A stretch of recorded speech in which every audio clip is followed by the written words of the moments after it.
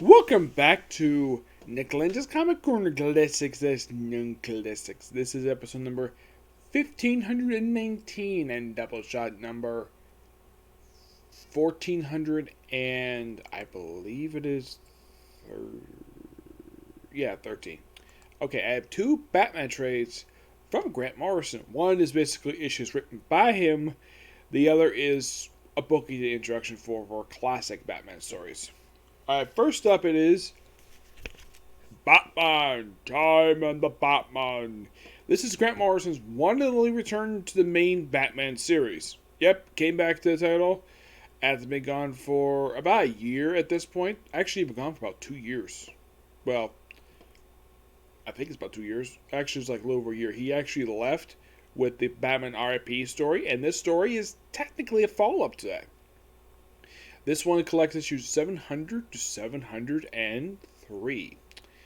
Yes, of course, is written by Grant Morrison. Artwork by Tony S. Daniel, Cliff Richards, Andy Kubert, Frank Quarterly, David Finch, Richard Freed, and Scott Nolans. The original cover series done by Tony S. Daniel, David Finch, Scott Williams, Andy Kubert, Mike Mignola, yes, Mike Mignola of Spawn, and Kevin Newland. Though, of course, this was released at a time where, this trade anyways, was released at a time where, look at this, Batman created by Bob Kane. Yeah, current stuff does not list it as like that anymore. Nope, it hasn't been listed like that since 2015. Yes, because in 2015, DC finally recognized Bill Finger as the co-creator of Batman. Fans have knew this for years. Fans have begged DC to do this. Why the heck DC waited over 60 years to basically for this to happen? No idea, despite the fact that a lot of people believe that Bill Finger had a lot more hand in creating Batman than Bob Kane ever did. Oddly enough, like, when it comes to Bill Finger, can you think of anything in Gotham City that's named after Bill Finger?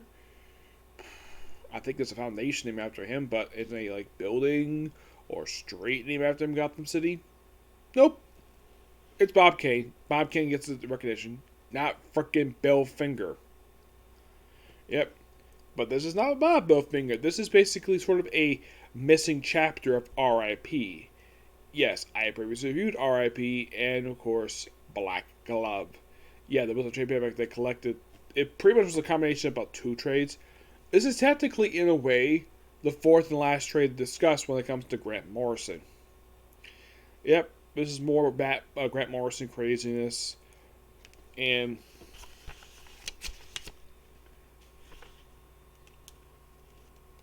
I'm missing chapter that takes up roughly about 2 issues in here.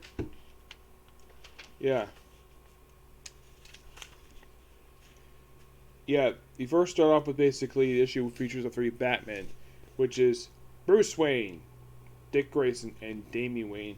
Yeah, if you're curious though about Damian's costume as Batman, yeah, that is actually from issue 666, when this is basically Damian Wayne as Batman from the future, where this Batman, I believe he actually does kill people, and also he's not exactly the top vigilante in Gotham City at this point. Nope. His father's cousin, Batwoman, is in charge. Yep. We have many Batman villains making basically an appearance in just this first issue, 700. Here we have appearance by the Joker, Riddler, Scarecrow, the Mad Hatter. Now, you're probably thinking, okay, why the heck does this Mad Hatter have a mustache? Well, here's a very good explanation for that. That's not Jarvis Tench. And you're thinking, how is that not Jarvis Tench? Well, there is an explanation for that. This is the imposter Mad Hatter. Yes. Yeah, after basically the original's debut, back, I think it was like issue...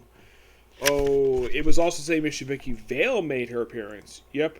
This is commonly referred to as the imposter Mad Hatter. Mm-hmm.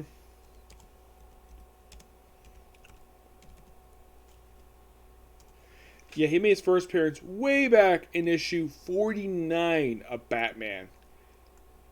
No, I'm not kidding about that. That's when he first appeared. Mm-hmm. Yep, and after his very first appearance, he wasn't seen again, the real one anyways, not for years. Yeah, that's the thing. Yeah, this is basically, in this issue, he's referred to as the Hat Man. This is basically a different character. He made his debut in issue 230 of the comics. Now, if you ever watched the 60s Batman show and you notice that you see this Mad Hatter and he's got a mustache, that's not the actual Mad Hatter. Nope. You see, he is played by an actor. On that show, he's played by an actor by the name of David Wayne. No, seriously. That's the name of the actor who played him. He is no longer alive, passed away in 1995 at the age of 81.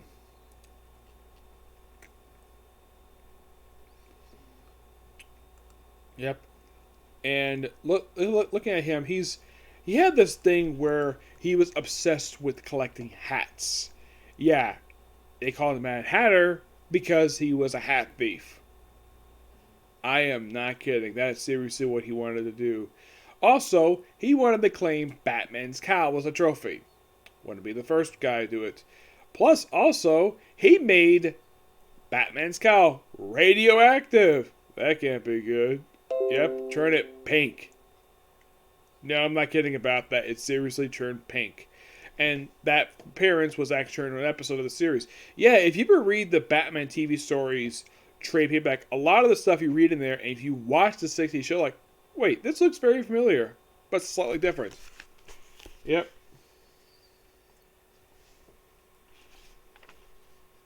Now, Jarvis Tench is usually depicted as a very short man, and he's usually depicted also as clean-shaven.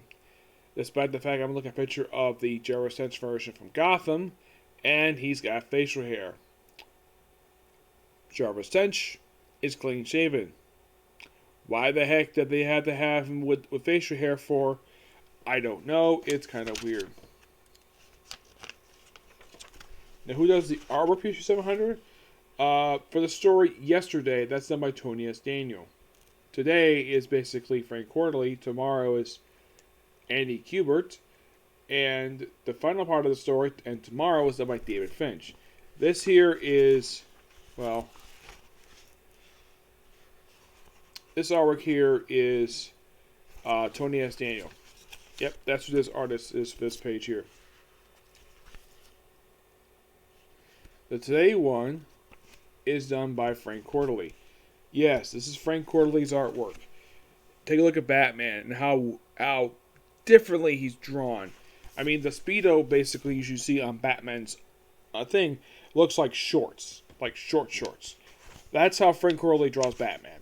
I'm not going to blame him for that. And then right after that, then we have the future. This artwork is definitely David Finch. Actually, this is Andy Kubert. Yeah, this is Andy Kubert's style of drawing Batman. It's very odd, to say the least. I mean, appearance-wise, you almost can mistake this version of Batman. This Batman, this is supposed to be Dick Grayson Batman, because you have Damian Wayne here. You could almost mistake that for, oh, I don't know, frickin'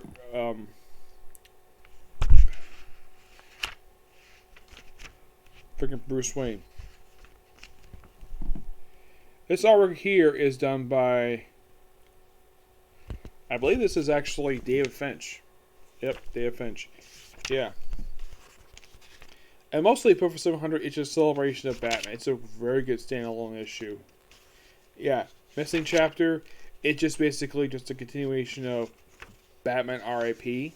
That's Super Force, where Batman comes out of the water during the adventure. He's like bad and bruised. Like, this is actually just prior to events of Final Crisis. This leads into that. He runs to a girl named Ellie, who apparently she's the receptionist.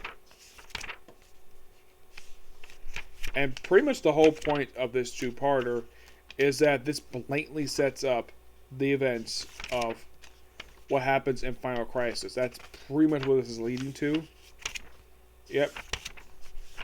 It's a very good two-parter, and yes, you might ask, did Grant Morrison write Final Crisis? Yes, he did. He certainly did. By the way, this doesn't look very familiar to you. Batman coming out of a cave, no shirt, with his bat utility belt. Yeah, that is actually kind of in a way the very next thing that happens just after the events of Final Crisis number 7. And that this kind of leads into Batman the Return of Bruce Wayne that came 1 year after the events of Final Crisis. The very next story, I think it's the last one here, The Great Escape. This is written by Famous Caesar, not by Grant Morrison, mind you. This is written by Famous Caesar. Artwork is by Cliff Richards. Yep.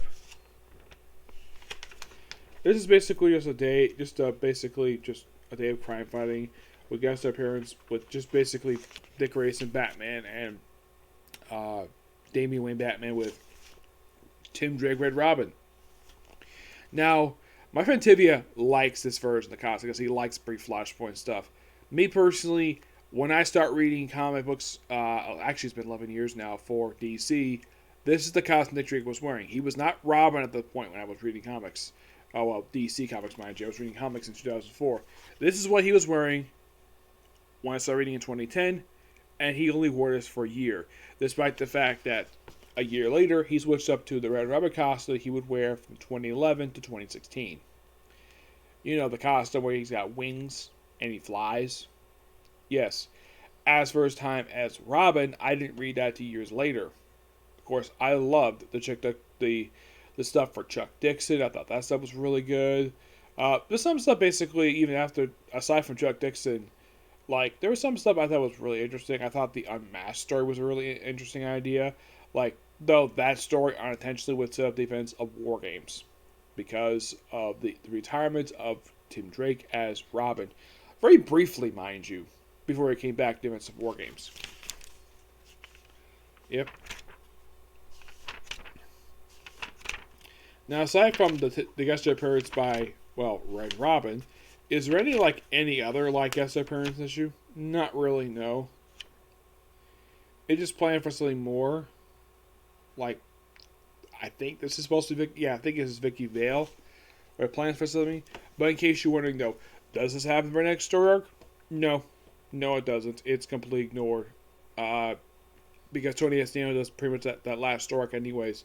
Yeah, the last set of issues are mostly done by, well, two writers, Tony S. Daniel and David Hayne, for the last 10 issues of this right before it gets relaunched to number 1 into the year 2011. This I found to be really good. I give this book roughly a 9.5 out of 10. And with that, I have officially reviewed right now Batman issues 582 to present. Yes. And that means also that I have pretty much reviewed all the issues released in the past 20 years for Batman. Yep. Alright, moving on to some classic Batman. We have Batman Private Casebook. Well, this is the Black Casebook. Yeah, these are old, very old classic Batman stories. The introduction is sparked by Grant Morrison. Now, Grant Morrison, from what I've heard, is a big Silver Age fan. So, he tends to reference stuff from the Silver Age in present day and acknowledges Canada Pacific how wacky it is. These are stories you have in here. Now, Bill Finger does do some writing here. He writes Batman 65, Detective Comics 235, 247 for Detective Comics, Batman 112, Detective Comics 267, Batman 234, 236, 162. There actually is no listing of who actually wrote this particular issue. It's just the artwork is done by Sheldon Mulrow. It's interesting, though, that it's like that because all the rest of the issues basically have got a writer credit on it, and yet Batman 162? No credit. Oh, and here's a fun fact for you. If you ever get a chance to read Showcase Presents Batman, it starts with issue 163. Not 162, 163. Why the heck did that for? I have no idea, despite the fact that technically the Silver Age Batman started a little bit earlier than that. Now, basically, these are all very weird stories from the 50s and 60s. Now, the artwork for these issues, well, 65 is by Lou Sikoritz. A lot of these artists, now, you also have Sheldon Mark, who does pretty much a majority of these particular issues. I'd say the only ones he doesn't do is to the comics is World's Finest 89. The artwork for that one's done by Dick Sprung, which he also does Batman 113. Yeah, just that. You have Edmund Hamilton. Yes, he's another writer on here. He does the comics 215, World's Finest 89, and that's it. We do have one story in here, not done by Bill Finger or Edmund Hamilton. That's done by France Horan. That's Batman 86. Yes. Now we have the introduction by Grant Morrison, which makes sense. First, you have a partner for Batman. It's some guy wearing a Batman-esque costume. It was basically the way it's written. It's almost like Robin's going to be replaced, but doesn't really go anywhere in here because it's just a one-shot story. It almost like you read this, and you're like, wow. And look at this. We have a Native American wearing a headdress because it was the 50s. Of course, they would have racial stereotypes. We even have Batman in a headdress. I'm like, why? It makes no freaking sense. Next up, we have a concept that actually, I really like this one, and also the fact that Grant Morrison brought this group back in modern day. The Batman of all nations. Yes. They are comprised of a group of people who, some of whom are actually still alive. And you're thinking, really? Yeah, basically, the guy who basically assembled these guys.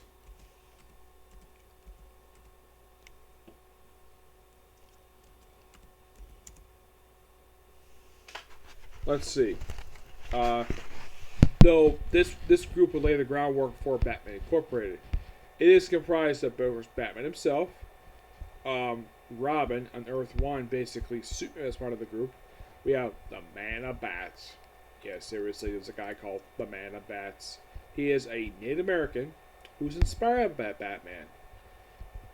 And as far as I can tell, this actually was not technically, I think the 86 issue, I think that was his, Indian Chief, that was basically his first appearance. Yep. We also have Red Raven, who originally was known as Little Raven, and he changed him to Red Raven. He's basically a guy who would potentially could be part of the Teen Titans. Mm-hmm. Yep.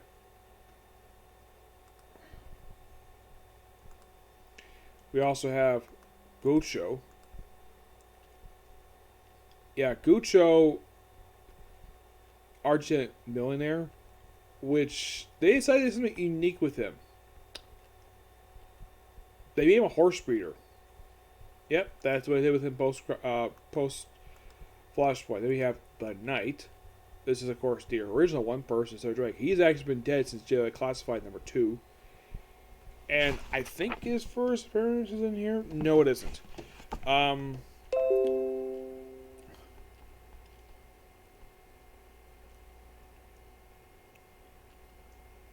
Originally, this guy was known as Squire. And you have Cyril Sundrake, who basically became the Knight right afterwards.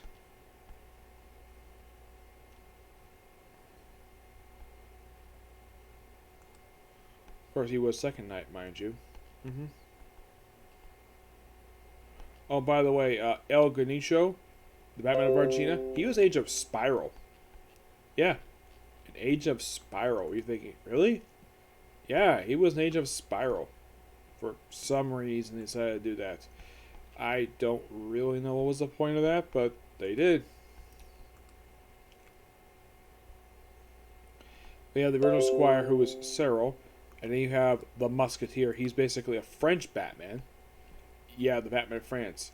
Was he offered a place in the, well, some of these people did join Batman Incorporated. You have the Legionary, who's like a Roman gladiator. Yeah, he actually died in Batman 667. Now, his first appearance is in this trade. Yes, it is. Yeah. You also have the Ranger, the Wingman, Yeah, the Ranger is dead too. Mm-hmm.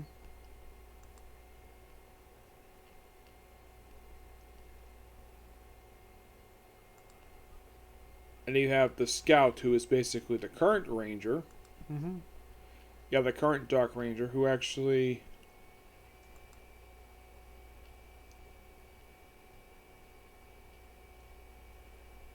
Yeah, for some reason they had him part of the Sleeping Soldiers post-Flashpoint for some reason. Don't know why. And you have Wingman, who actually... the original one, basically, don't know... he actually did first appear. His first appearance is in this trade. Yeah, he originally was just a guy who just flew around with Batman. At one point, Wingman was Jason Todd. And you're thinking, really? Yeah, Jason Todd was this guy. Yeah, the current version of Wingman popped up in the most recent volume for... Actually, it was the first volume for Red Hood and the Outlaws. Except this guy is the father of Jason Todd. No, seriously, that's what they did with him. And you have John Mayhew. He was the benefactor of the Batman of all nations. Yeah, and he's gone. Yeah, he's no longer alive. Yep. So they brought the Batman Nations around for this one. They were around for like a couple stories. Yeah, just for a couple stories. And like they didn't appear very much. No, most of the lot of the time they would appear like a reprint issues. Like they appear in World's Finest '89. They returned in to the Comics 215.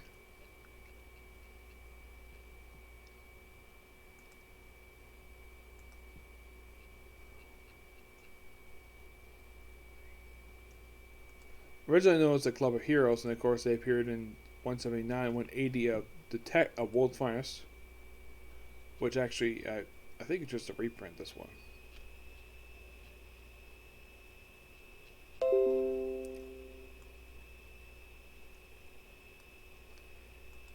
Yeah, just a reprint. So, yeah, this group didn't really appear very much, and of course got more respond back very recently, where like a couple members died, and then they revealed that I think it was one of the Dark Ranger. He basically, he decided to become a villain for some reason, and his partner became Scout and started dating a new knight who was a woman.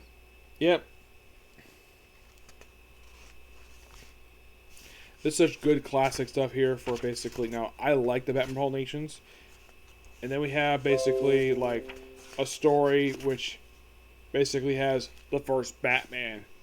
Yeah, where, get this, it was a costume war, and this story, this has never been referenced in present day. In this story, we have Thomas Wayne dressed up as Batman.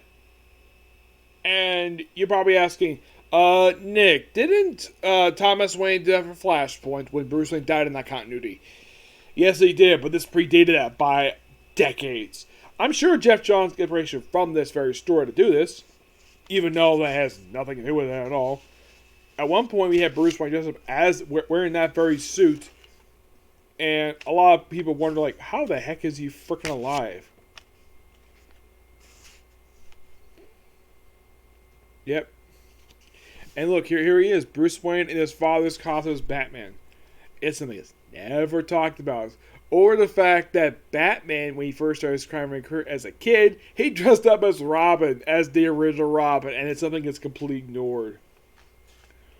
Yeah, something called the Lightning Man. This is basically more Club of Heroes stuff. This turns to Batman of all nations. I'm glad the fact they included this in this very issue. Yep. Very good classic story. And you have the man who ended Batman's career. Yeah, this is actually Starman. Yeah, this is a one-shot character. Yeah, this actually is Batman dressed up as Starman. He did this for this one issue, and that was it. He never put on the alias of that particular one again. Yeah, am I really Batman? This story, I'm not really... This is another story that I tend to question, like, why the heck would you bother to basically put this in here? It's just a very weird story of basically Batman's amnesia via some drug. I'm like, really? This one is perfectly fine because Grant Morris did reference this in issue Batman RP. We have Batman, the Superman of planet X, which gotta love that freaking title. Yeah, this is the one only appearance of the Batman of Zur-enarrh. Yep. Who, get this about this guy. He is Batman with the powers of Superman, which is basically did inspire an Elseworlds story in the 90s. Yes. Oh, in case you're curious though. Wait, Nick, didn't this guy also appear in an episode of Batman Brave and the Bold? Yes, he did. In one episode. That was actually probably based upon this very story. Though that one also included Green Arrow in the story for some strange reason. Though how he got to the planet was different. I mean, it's very simple. He was flying the Batplane, though he basically just had a race with Green Arrow, which on the show he had sort of a on-air, like, friendly rivalry with Green Arrow of all people. I mean, as the show was written. And also, this is probably by far the first cartoon to depict Green Arrow without his traditional goatee he's known for having. Yeah, basically depicting pre-Neil Adams when he's clean-shaven. Or wearing the same suit. Yeah, and Batman's on this planet for a brief period of time, and then he's off this planet, and here's the dumb thing though. The Batman Zur-enarrh, aside from the fact it's reference to Batman RIP, this character never appeared ever again. This is a one-shot character that was referenced by Grant Morrison, and that was it. I mean, has this guy appeared since then? Heck, at one point, get this, Batman put on this costume as part of this post-hypnotic suggestion in Batman RIP.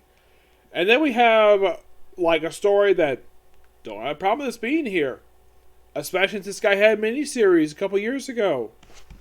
Actually, just a few years ago, we have Batmite. Yes, Batmite. Another character created Batman in the animated Batman the Bold. He also appeared in another cartoon, New Batman Adventures, where he had a crush on Batgirl. And there was a version of this character who appeared on the Teen Titans show, except this character was a Robin fan instead of a Batman fan. Yep. Which, a fun fact about the episode. They actually confirmed the episode, The Robin and the Mask, was in fact Dick Grayson, not Tim Drake. This was in fact wearing Tim Drake costume. Yeah. And this issue is typical standard Silver Age goofiness with, well, that character. Batmite.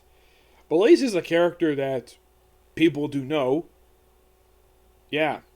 But in the case of this guy here, the rainbow creature. Oh, thing. This is like... Was this the issue? Batman put on the zebra suit? No, that was a different comic.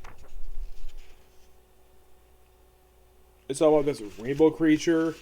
And you're probably like, why the heck would Batman even bring this up for? It just seems so strange. And you have Robin Dies at Dawn. Yeah, this one I think was also referenced as a story for, I think it was for the post-crisis stuff, except it was basically Batman doing it. Yeah, weird, more Silver Age stuff in here. Yep. And you have stuff with the Gorilla Gang. Yes, the Gorilla Gang. And then you have Batman turning into a gorilla, which is probably a inspiration for Jaillight Ape. Oh, and you're probably thinking, who's this babe on this page? That is Kathy Kane, Batwoman. Kathy, you mean Kate? Okay, there is an explanation for this. This is the original Batwoman. Not the one that Grant Morrison, Mark Millar, Greg Rucka, not the butt-kicking lesbian. This is basically her aunt. Well, they retcon this later on. This was actually Bruce Wayne's first love. And legally, this woman was in fact Bruce Wayne's aunt. They briefly dated. Yes, Bruce Wayne dated his aunt. A woman who's slightly older than he is. Well, that's Bruce Wayne for you. I mean, look at Talia. Who knows how old she is, right? Because he keeps dipping into the Lazarus pit. Probably not as much as her evil father, Roz. Yep. The reason for this character's existence, from what I've heard, was because to deter the rumors that Batman and Robin were in a homosexual relationship. Yes, this was due to a panel that was depicted just prior to this, several years prior. I had read the issue, where basically Bruce Wayne and Dick Grayson shared a bed together.